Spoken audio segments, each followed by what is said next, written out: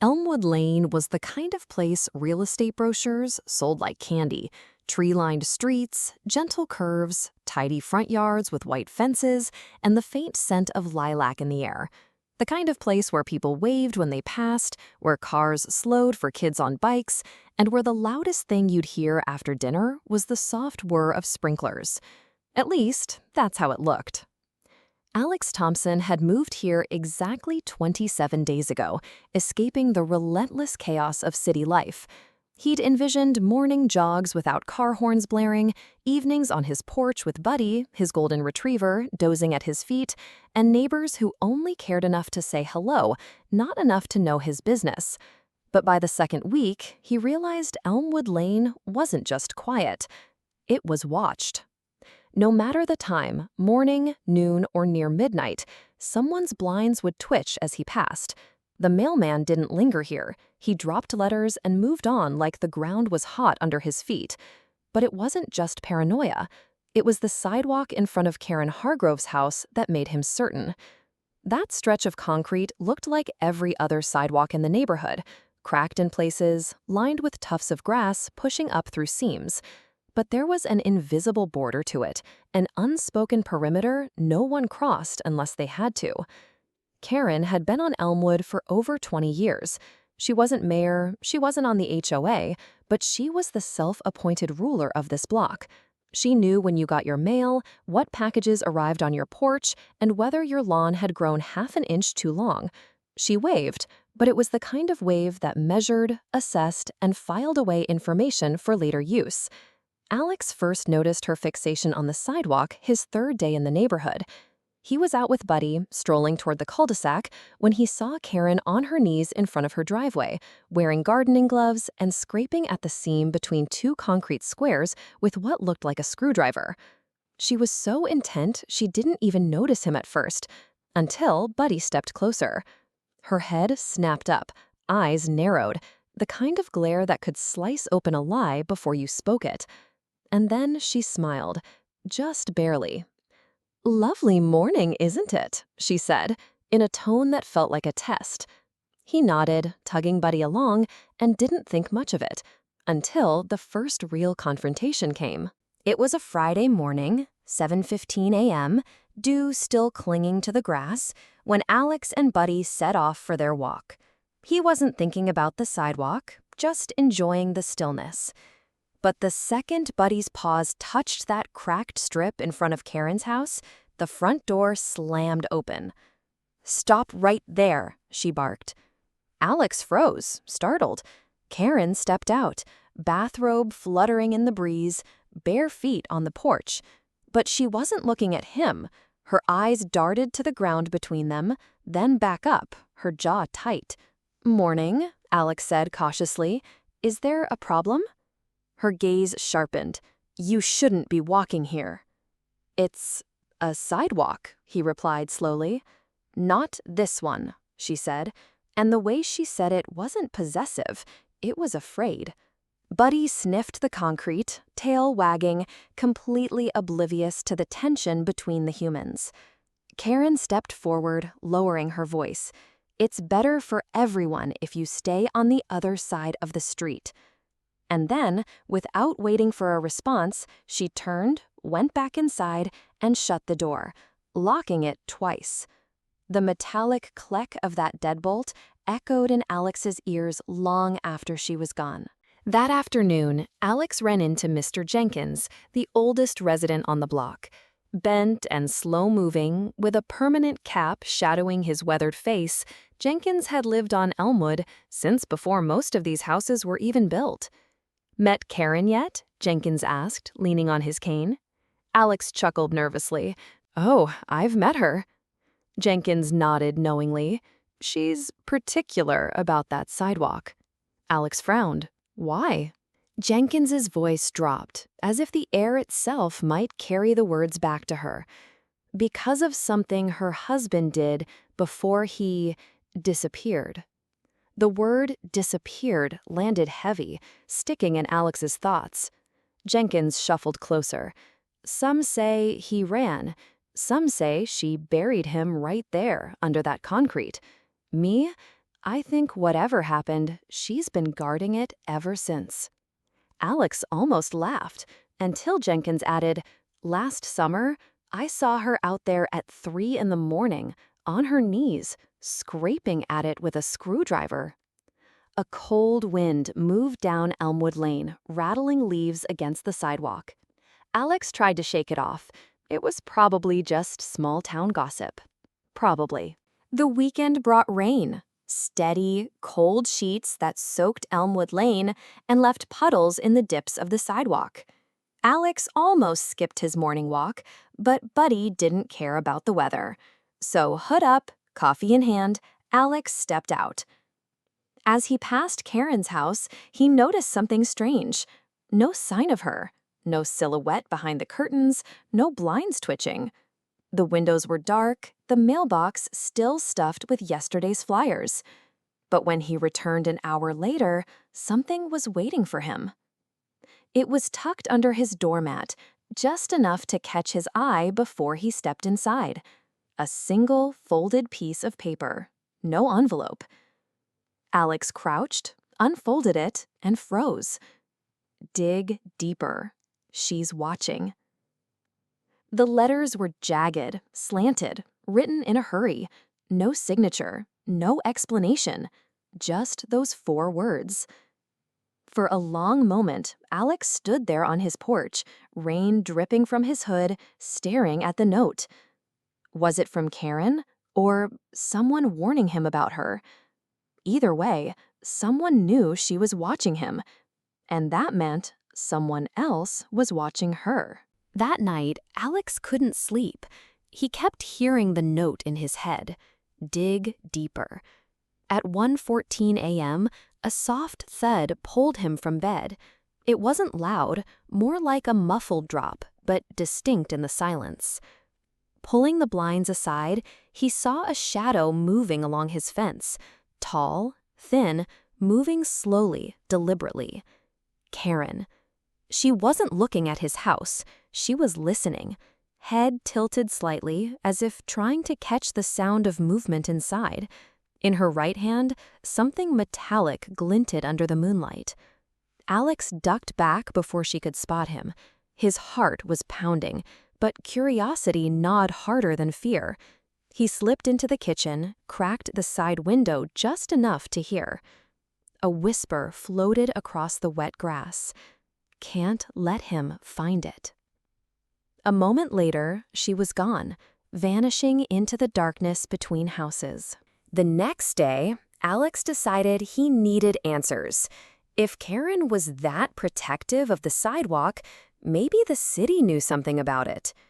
That's how he met Miguel Alvarez, a city surveyor with a battered clipboard and a dislike for people who think public property means their personal kingdom. Miguel had dealt with Karen before. "Last time I came to check the pavement," he said, "she stood outside the whole time, wouldn't move, said she had a special permit." He showed Alex a copy of the city's permit records. There it was, 20 years ago, a request to temporarily modify public access in front of Karen's property. The paperwork was incomplete. No final inspection, no official close date. And one name appeared on every page: Raymond Hargrove, Karen's husband, the one who disappeared. It happened the following Tuesday. Alex was walking Buddy again, carefully keeping to the opposite side of the street, when Buddy suddenly broke loose, dashing toward Karen's cracked sidewalk. "Buddy, no!" Alex shouted, but the dog was already pawing at one of the deeper cracks, nails scraping on the concrete. That's when Alex saw it, a faint line of rust along the edge of the crack, like something metallic was trapped beneath. The front door banged open. Karen. She charged down the steps, face pale, eyes wide, not angry this time, but desperate. "You have no idea what you're playing with," she hissed. Her voice shook. "Leave it alone, or it'll be the last mistake you make." For a long second, the rain dripping from the roof was the only sound. Then she backed away, retreating into her house without another word.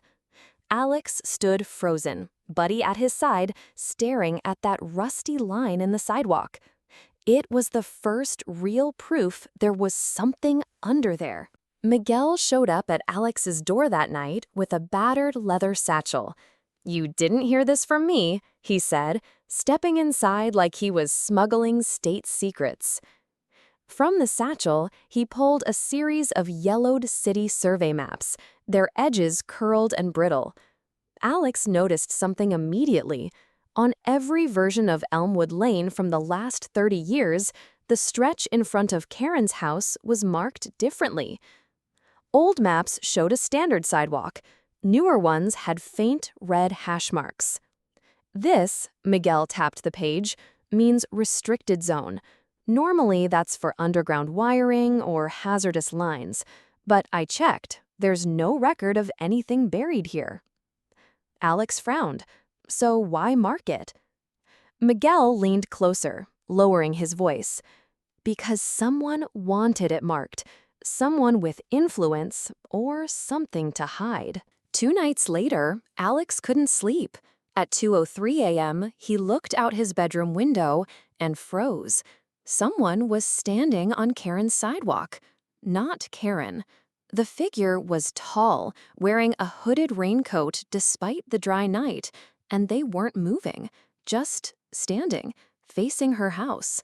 Alex grabbed his phone, zoomed in, but the figure suddenly turned and walked away, vanishing behind the tall hedges.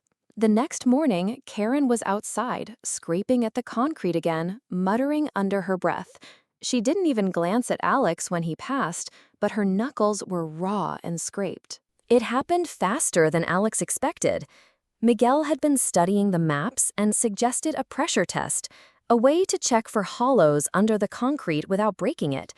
They came at dusk, carrying an old surveyor's rod. On the third tap, the ground beneath Karen's crack gave a hollow thunk.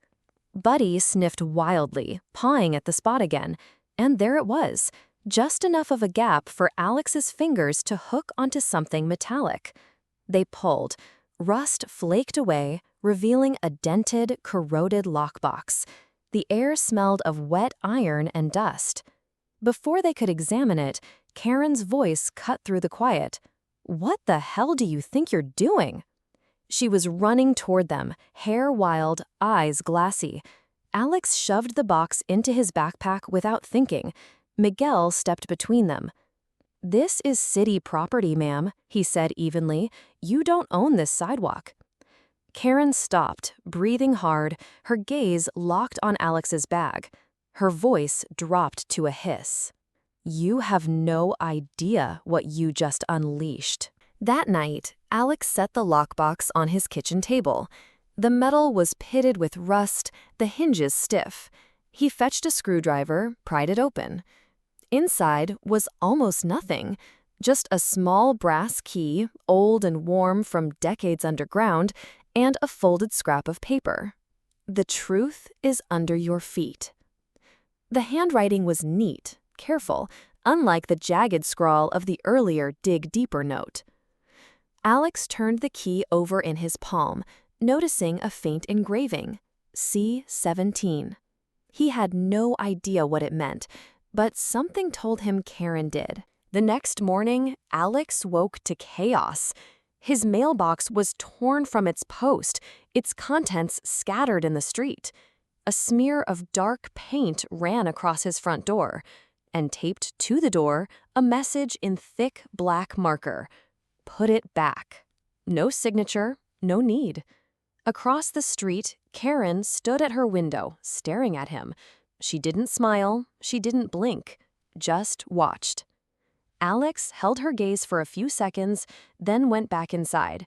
For the first time since moving to Elmwood Lane, he locked every door. Alex was sipping his second coffee when there was a knock at the door. It wasn't Miguel. On his porch stood a woman in her late 40s, dark hair pulled into a tight braid, wearing a faded denim jacket. She introduced herself as Linda Carver, and she claimed to have once been friends with Karen. "I heard you've been asking questions," she said, glancing up and down the street. "You should stop." But when Alex pressed, she stepped inside and spoke in a near whisper. Her husband, Mark, was a city contractor. In the early 2000s, he worked on a project nobody was supposed to know about, something to do with old municipal storage vaults. One day, he didn't come home. Officially, he left her, but I think she knows exactly where he went and why. Linda's voice trembled when she added, "If you found a key, don't use it at night." Later that afternoon, Karen's temper boiled over in public. Alex was walking Buddy when Karen stormed across her lawn, finger pointed like a knife. "You think you're clever?" she shouted, drawing the attention of neighbors peeking from behind curtains. "You think you can just take what's mine and dig where you don't belong?"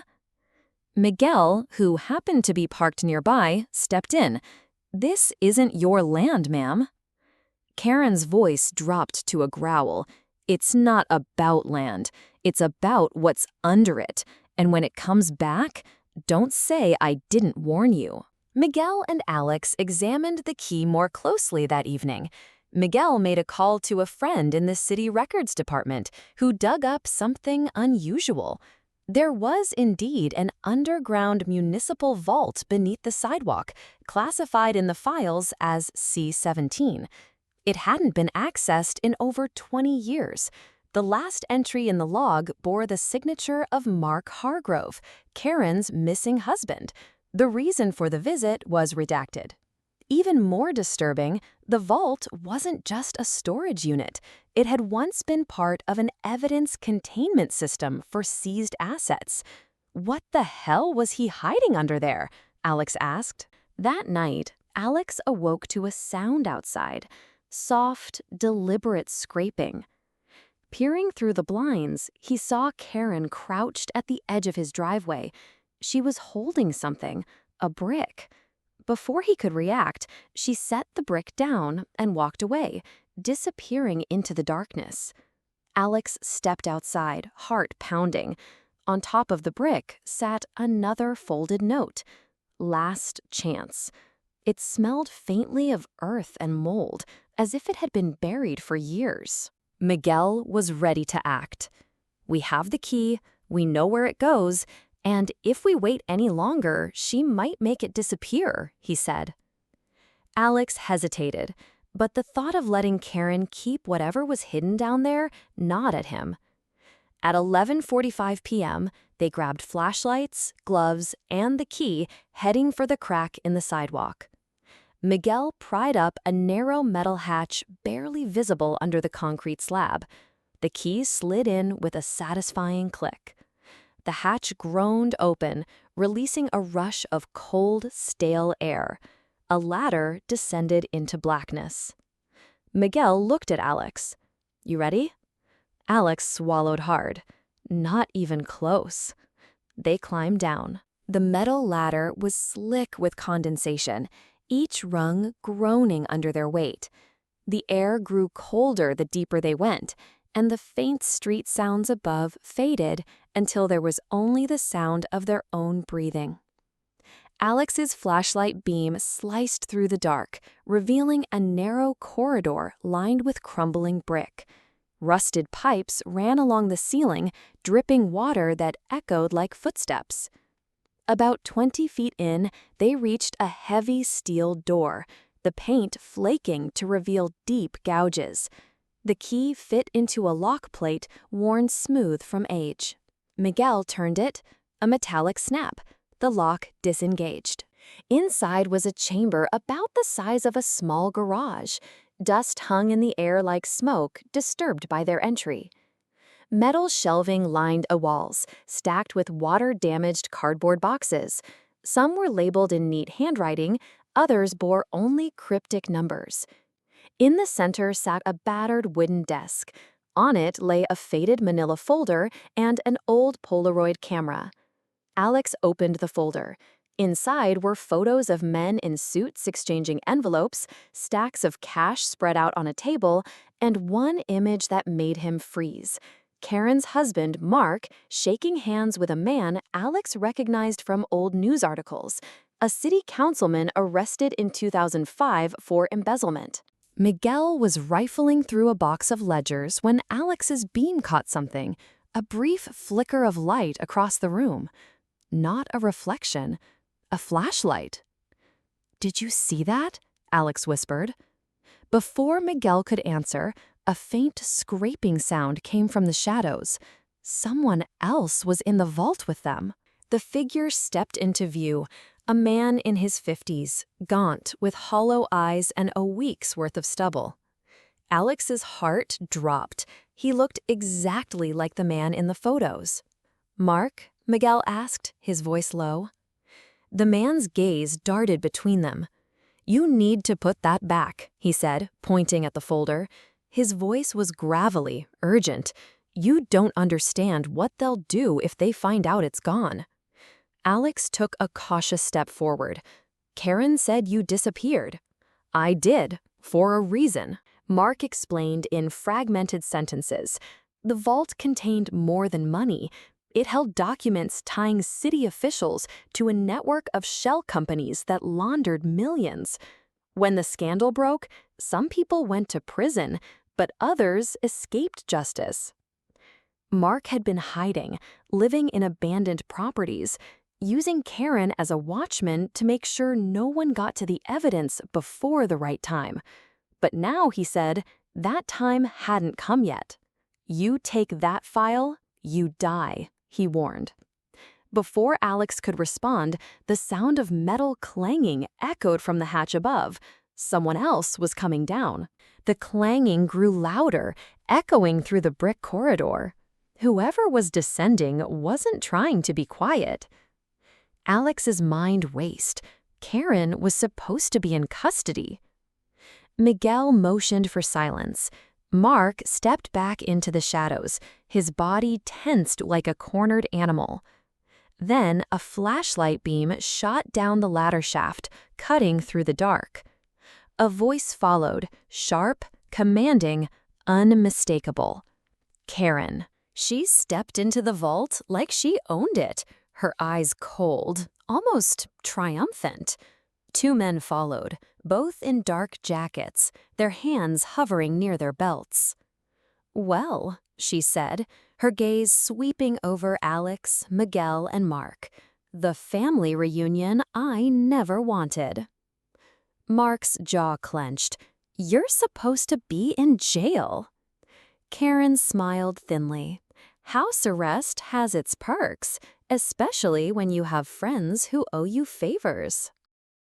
Karen's men spread out, blocking the only exit. She reached into her coat pocket and pulled out a small black device, a remote switch with a single red button.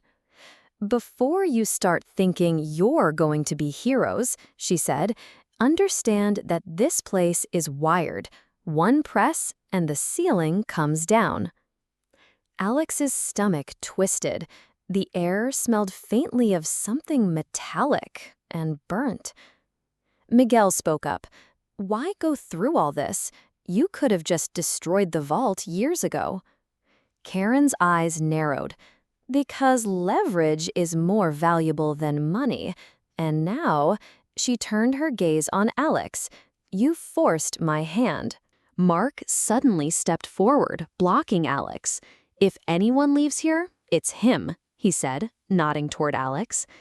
Karen tilted her head, suspicious. "You're protecting him?" Mark hesitated, then said something that made Alex's blood run cold. "He's not just some neighbor. He's the one they've been looking for." The men with Karen exchanged glances. Karen's finger hovered over the button. "Explain. Now." Before Mark could speak, a loud crack echoed from somewhere above, the sound of concrete splitting. Dust rained from the ceiling. Karen whipped around, shouting at her men, "Who's up there?" The answer came in the form of a blinding flash and a shockwave that shook the vault. Someone had blown the hatch. The lights went out, screams echoed. And in the darkness, Alex felt a rough hand grab his wrist and pull him toward the far wall. Inside the tunnel, the air was stale and warm. The woman finally stopped and turned to face him. She was about Alex's age, dressed in plain work clothes, her hair tied back, eyes sharp. "Who are you?" he demanded. She held up a badge, a city inspector's ID. "Lena Cruz. I've been investigating this vault for 3 years, and you just walked into the middle of a storm I've been trying to keep from hitting the whole city."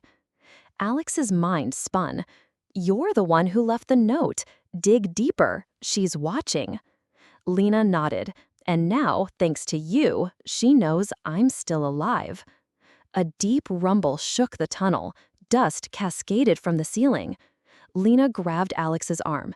"That's the first charge. They're trying to seal the vault and everyone in it." Alex's gut clenched. "Miguel? Mark?" "We can't go back," she snapped. "If we do, you're next." They pushed forward, but the tunnel sloped downward, the ground slick with years of condensation.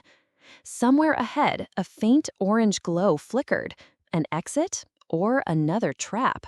As they neared the light, Alex saw the silhouette of a man standing still, waiting. He wasn't armed, he wasn't moving toward them.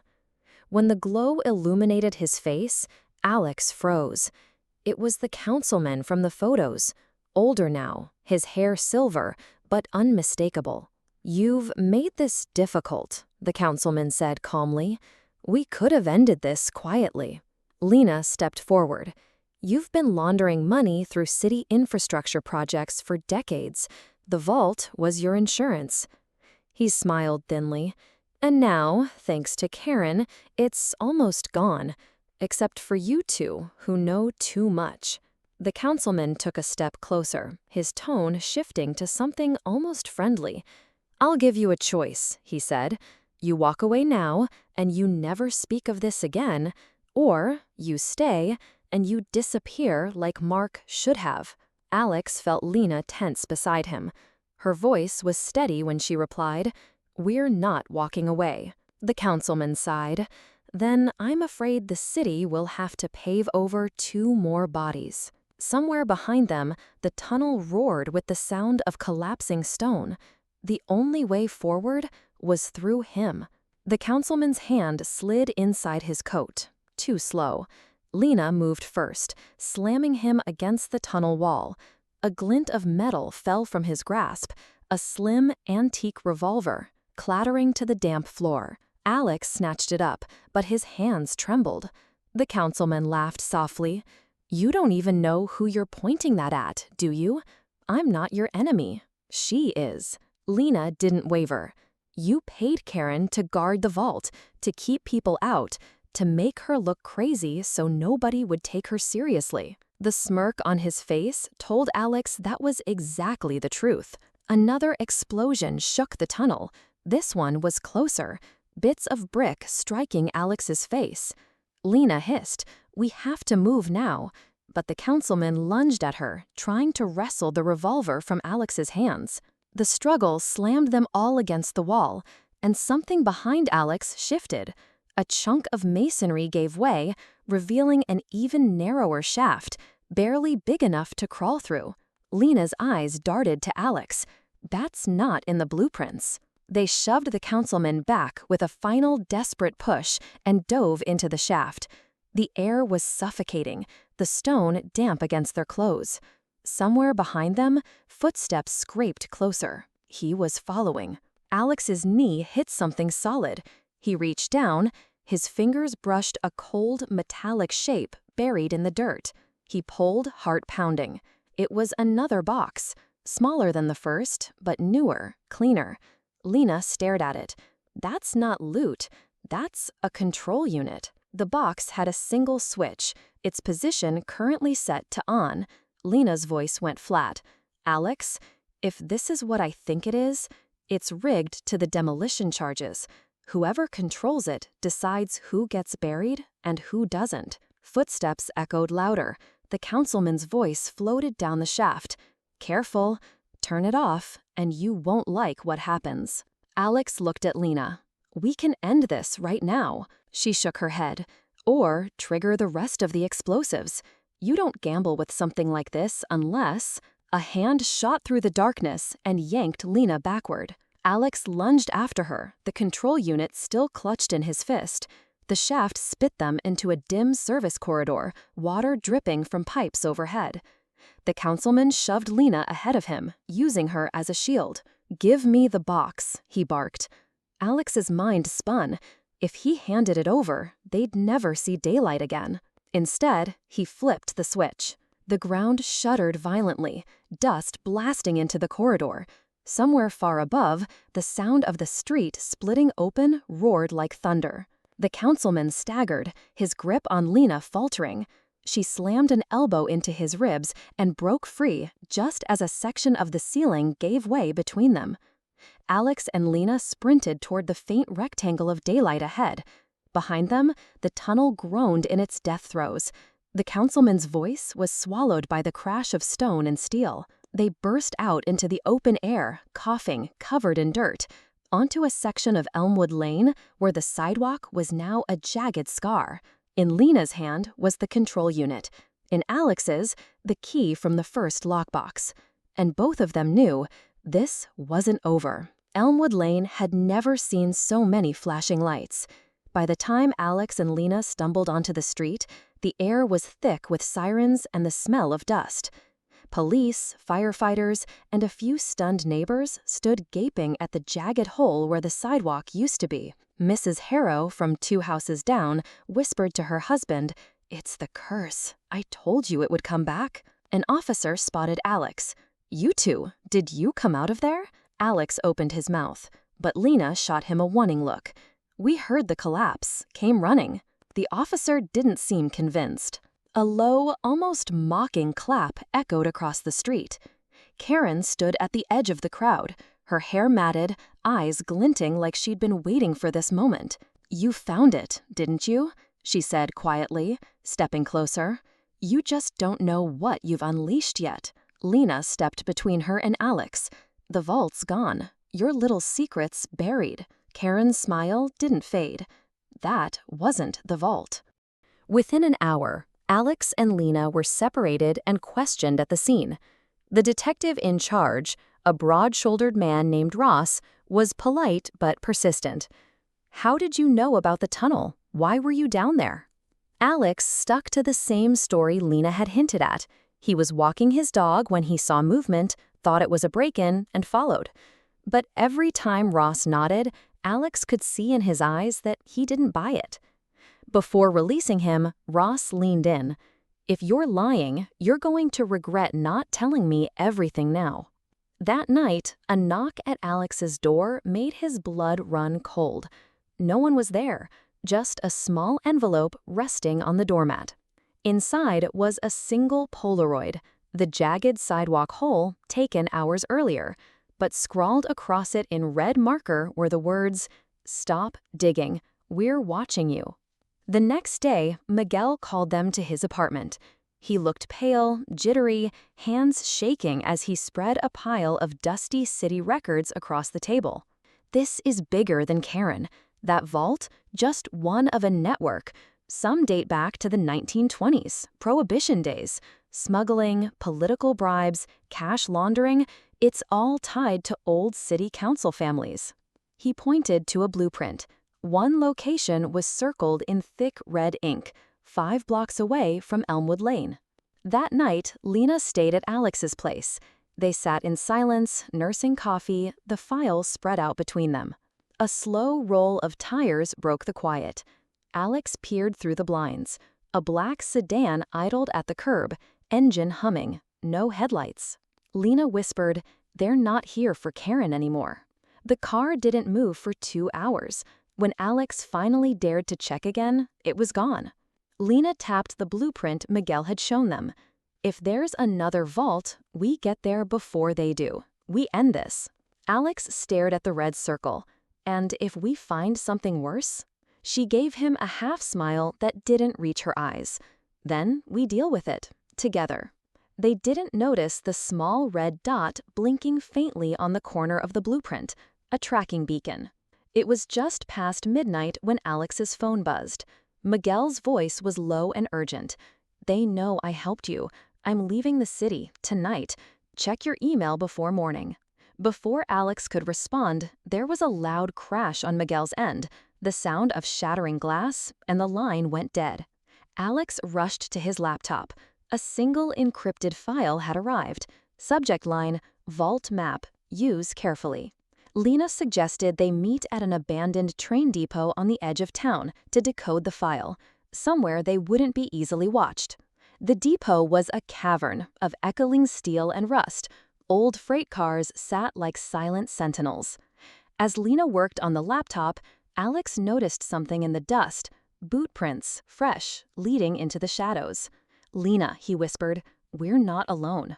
They barely had time to pack up before a figure in black stepped out from behind a rusted pillar, a pistol in hand.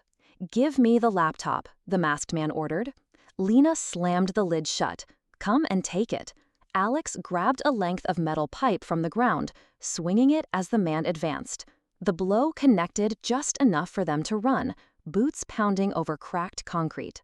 They burst through the depot's side door just as two more shadowy figures emerged from the darkness inside. The decoded file revealed the vault's location, an old speakeasy beneath a boarded-up bakery. The address sat like a dare on the screen. By sunrise, they were there.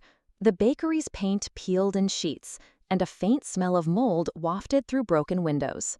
In the basement, beneath warped floorboards, Alex's crowbar hit something solid. Iron. A hatch, identical to the one on Elmwood Lane, except this one had two keyholes. Lena's voice was tight.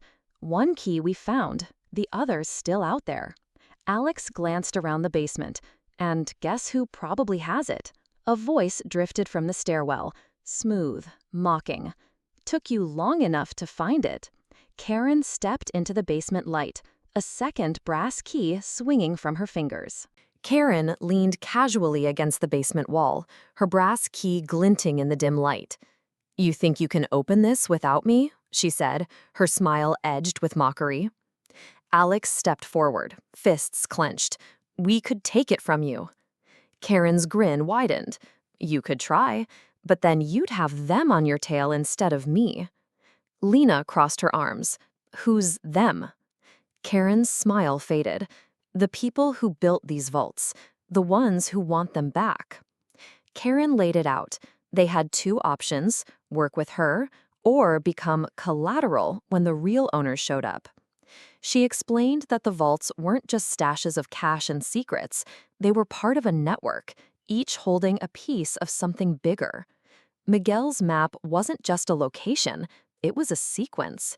Open one vault wrong, and it would send a signal to the others, and to the people guarding them. A heavy knock shook the bakery above them. Karen's eyes went sharp. Too late. They're here. A man in a tailored charcoal suit descended the stairs, flanked by two silent enforcers. His presence was like ice spreading through the room. He didn't look at Alex or Lena, only at Karen. "You're late," he said, simply. Karen's tone changed instantly. Less arrogance, more calculation. "I brought the other key." The suited man, who Karen only called Mr. Vale, studied Alex and Lena like they were specimens under glass. "Opening this vault means crossing a line you can't uncross," Vale said. "Most who try end up forgotten. The rest wish they were." Alex tried to keep his voice steady. Then why keep building them? Vale's answer was cold, because the contents are worth the risk, and sometimes the lives. Vale produced a small black device, a timer already ticking down from 1 hour. He said, "To open the vault, or we seal it forever. Decide who's willing to stay in the room when it opens." Karen turned to Alex and Lena. "If we walk away now, we never get another shot." Alex stared at the hatch, his pulse hammering. They had one key each and exactly 60 minutes to decide if they'd turn them. The timer's relentless beep echoed in the damp basement. Karen and Alex knelt by the hatch, each slotting their brass keys into the locks. On three, Karen said. 1, 2. They turned simultaneously. A deep metallic clunk resonated through the floor, followed by a low hiss of escaping air. Something beneath them shifted, like gears the size of cars waking from decades of sleep. The hatch creaked open, revealing a narrow staircase spiraling into pitch black. A rush of cold air swept upward, smelling faintly of oil and old paper. Lena shone her flashlight down. The beam caught glints of metal embedded in the walls, symbols etched in a language none of them recognized. Karen's voice was tight. Close it now, and we walk away clean. But Alex was already stepping inside. The staircase led into a vast underground chamber, an archive of towering shelves, each stacked not with books, but black steel cases. Every case had a date stamped on it, some over 100 years old, others only weeks. In the center of the room sat a single glass case containing an envelope. On the envelope, in crisp handwriting, "For the one who opens second." Alex tore open the envelope. Inside was a short note. "If you're reading this, the first vault has already been breached. The network is awake. You have 24 hours before the others come for what's theirs. Choose your side, or be buried with the rest." Beneath the note was a photograph, grainy, black and white, of Miguel standing next to Karen, dated 1998. A deafening klaxon roared through the chamber. Red lights strobe, illuminating shapes moving between the shelves. Tall, fast, too many to count. Karen's hand shot to her pocket. "You wanted the truth, Alex? You're about to meet it." From above, they heard the heavy slam of the hatch sealing shut. Vale's voice echoed faintly down the stairwell. "Good luck." The red strobe made the black steel shelves appear alive, shifting subtly when the light blinked off. Lena grabbed his arm. "They're moving toward us." Karen's eyes darted around. Not toward us, toward the envelope. Put it back. But Alex clutched the note tighter. Not happening. From somewhere deep in the archive came a sound, metal scraping metal, like teeth grinding. One of the moving shadows broke away from the shelves and stepped into the light. It wasn't a man. It was a construct, man-sized, but with smooth plates instead of skin. Its face a featureless mask, save for a thin vertical slit that pulsed faintly. Karen's whispered, "Collectors." The construct tilted its head at them, then advanced, each footstep perfectly silent. Another appeared behind it, and another. From between the shelves, Miguel stepped into view. Calm, almost casual. Alex's voice cracked. "Miguel?" Miguel didn't answer him. Instead, he addressed the constructs. "The envelope is secure.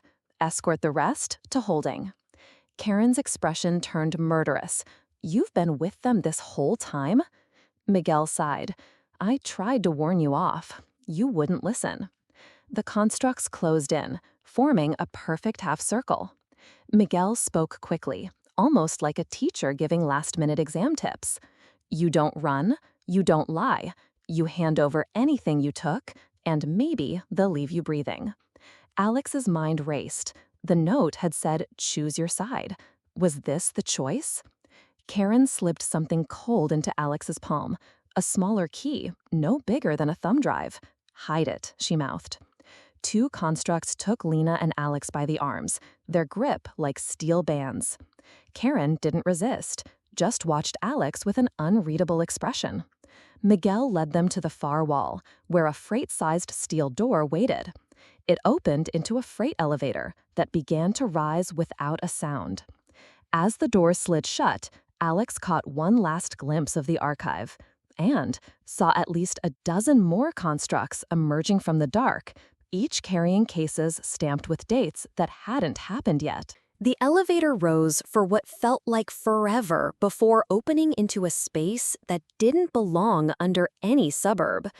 It was a sterile, circular chamber lit by a ring of pale blue lights in the ceiling. The walls weren't walls, they were screens, each flickering with live feeds from different cities, countries, even oceans.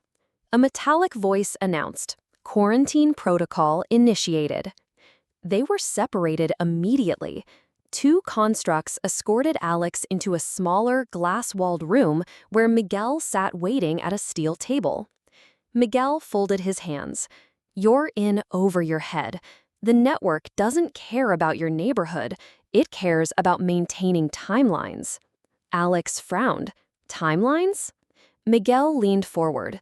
"Some events can't be allowed to happen. Others must. We store the evidence of deviation and the tools to correct it."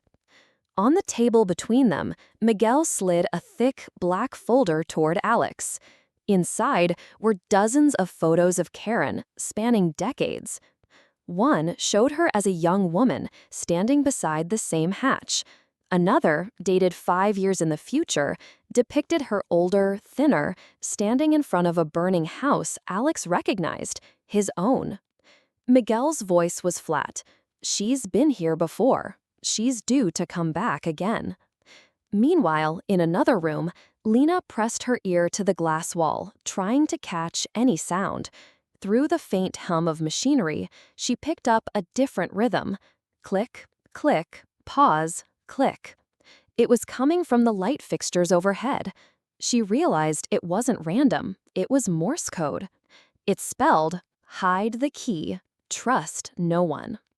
Miguel stood, his tone softening. "Alex, the network could use someone like you. You've already proven you can uncover what others miss. Work with us, and I can erase every record of your involvement. You'll walk away clean." Alex glanced down at his pocket, where Karen's small key dug into his thigh. He didn't answer. Miguel smiled faintly. "I'll give you one night to decide. But know this, if you choose wrong, you won't get another sunrise." The holding cell was silent, except for the faint hiss of air from a vent above Alex's bunk. Then, a whisper slipped through. "Alex, it's me." He froze. "Karen?" "Listen carefully," her voice trembled. "They think I'm broken. They're wrong. That key I gave you, it doesn't open a door. It shuts one." Karen's voice guided him to act sick during the next check. When the constructs escorted him to the med bay, she was waiting, disguised in a white lab coat. She pulled him into a side hall and into a vast, circular room filled with glowing maps. Each map pulsed with red and green dots, events. Some were marked corrected, others pending. Karen pointed to one green dot blinking over Elmwood Lane. "That's us. They're deciding whether we ever existed in the first place." Karen opened a drawer beneath the central console. Inside was a thick binder labeled 1973 to 2049. The pages showed photos of world events Alex remembered. Only some didn't match reality. A famous building, intact instead of destroyed. A politician alive years past his death. Karen's eyes met his. The network doesn't just record history, it edits it.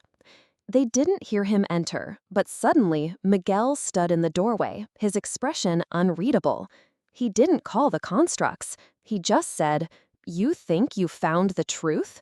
You've seen one floor of this place. There are 12 more." Karen scoffed. "And how many more people have you erased, Miguel? How many corrections before there's nothing real left?" Miguel sighed. "Reality isn't a democracy." Karen turned to Alex. "The only way out is through the correction vault. That's where they keep the anchor files, the original history. If we get those, we can undo everything they've changed." Miguel didn't move to stop her. Instead, he stepped aside and murmured, "You'll never make it. But if you do, remember, I warned you." Alex gripped the key in his pocket. For the first time, he understood why Karen had been so desperate to guard that sidewalk. Karen's plan began with a stolen access badge, Miguel's. She slid it through the slot at the far end of the map room, and the metal door hissed open to reveal a freight elevator. As they descended, the air grew cooler, denser, as if pressure itself was closing in. The walls rattled. Somewhere far below, a slow, mechanical heartbeat pulsed. Thud, thud, thud. Karen whispered, "That's the vault's locking system. It never stops, not unless someone shuts it down from the inside." The elevator opened into a tunnel lined with silent constructs, hundreds of them, standing like mannequins, their eyes dim. Alex hesitated. "They're off?" Karen shook her head. "Sleeping. Don't wake them." Every step echoed like a gunshot. One construct's head twitched faintly as Alex passed, and he could have sworn it smelled the fear on him.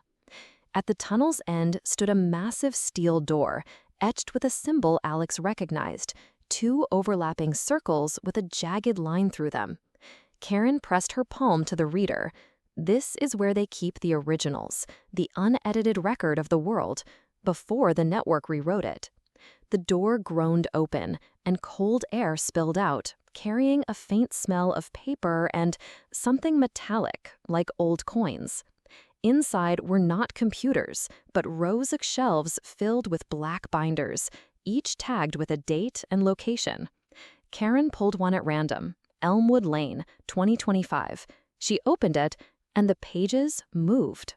Ink shifted across the paper, rewriting sentences in real time. A photo of Alex walking his dog flickered, first with Karen in the background, then without her. Karen slammed it shut. They can erase us from history while we're standing here breathing. Alex finally took out the brass key. Karen nodded at the far wall, where a small, brass-plated hatch gleamed faintly in the cold light. "That's the failsafe. Turn it, and it locks the vault forever. No one edits anything again. But," she hesitated, "the world won't stay the same. All the bad they've been preventing will come flooding back." Alex's fingers tightened on the key. Somewhere above, the mechanical heartbeat faltered, just for a moment, like the world was holding its breath. Alex stood frozen, the brass key warm in his palm. Karen's voice was low but urgent. "Do it now, before they find us." But his gaze was fixed on a single binder, near the bottom shelf, its spine marked not with a place, but a name. Alexander Thompson. He pulled the binder free. The first pages showed his childhood exactly as he remembered it, until age 12. Then things changed. In the photos, his father was gone years earlier than in reality. His high school never existed. Karen stepped closer. "They edited you." The final entry was dated just 3 weeks before he moved to Elmwood Lane. The note read, "Subject placed in controlled neighborhood for observation." Karen reached up and yanked another binder, her own. Inside, Alex saw something that explained her paranoia. Every year of her life annotated with asset or liability in the margins. In 2005, a red mark, husband compromised, remove from active network. The next page, his face blurred like fogged glass. She slammed it shut, her hands shaking. "They didn't just erase him from the world, Alex. They erased him from me." Footsteps echoed in the tunnel. Miguel emerged, holding a small device in one hand, a black cube humming faintly. "This is your last chance," he said. "You think you want the truth, but it's not yours to hold. Close the vault, and you walk away alive. Open it, and you'll never leave." Karen's jaw tightened. He deserves to know everything. Alex stepped past both of them toward the far wall, where the brass hatch waited. But now he noticed something else. Just above it, hidden in the shadows, was another lock. Silver, not brass. And unlike the failsafe, it wasn't marked in any network records. Karen's eyes widened. That's not supposed to be here. Miguel said nothing. Alex slid the key into the silver lock. It turned with a click that sounded less like metal and more like a heartbeat starting again. The walls split open, and beyond it was a staircase leading down. The silver-locked passage was narrow, the stairs steep. Each step down seemed to swallow sound, until even our breathing was muffled. Karen whispered, "This isn't on any blueprint. I've worked here for years and never..." She trailed off, as if speaking too much might wake something. Faint golden light spilled from below, warm but unnatural, like sunlight bent into a hallway. They reached the bottom and found a vast, circular chamber. The walls weren't stone or steel. They were living, shifting, faintly as if they inhaled and exhaled. On the floor lay a single black table, and atop it, an unmarked leather book. No date, no label. Karen hesitated. Don't touch it. If the files upstairs rewrite events, this could rewrite the world. Alex ignored her warning and opened it. Instead of pages, it held thin glass sheets. Each one shimmered, and when he touched the surface, an image bloomed. Scenes he'd never lived but felt in his bones. A different version of his life. Different streets, different faces. Somewhere among them was a life where Karen's husband still existed, and one where Alex never met her at all. Miguel arrived seconds later, panting, eyes wide. You've gone too far. That book is the anchor, every possible version of the world before they began rewriting. If you take even one page out of here, Karen cut him off. Then what happens, Miguel? They finally lose control? Miguel shook his head. No, we all lose reality. It unravels. As if answering him, the walls of the chamber began to pulse faster, their movements jagged and wrong. A thin crack appeared in the air, above the table, light spilling through in blinding shards. Alex felt it pulling at him, tugging memories loose, memories of childhood birthdays he never had, people he never loved, and streets he'd never walked. Karen grabbed his arm. Alex, if you take the book, the world changes forever. But if you leave it, we go back upstairs, and they keep controlling everything. The crack widened, and something on the other side was watching. Remaining story in the next part. Stay tuned, Karen Karma family.